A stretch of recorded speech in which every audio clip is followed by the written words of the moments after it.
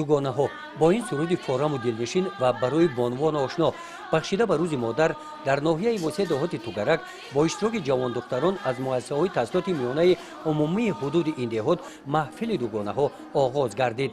дар ин ҳамоиш ҳам ҷавондухтарон ва ҳам бонвони омӯзгор бо маҳсули ҳунарҳои дастии худ иштирок варзиданд. ба ин муносибат духтарон иборат аз таомҳои миллӣ хони тоҷикона оростанд.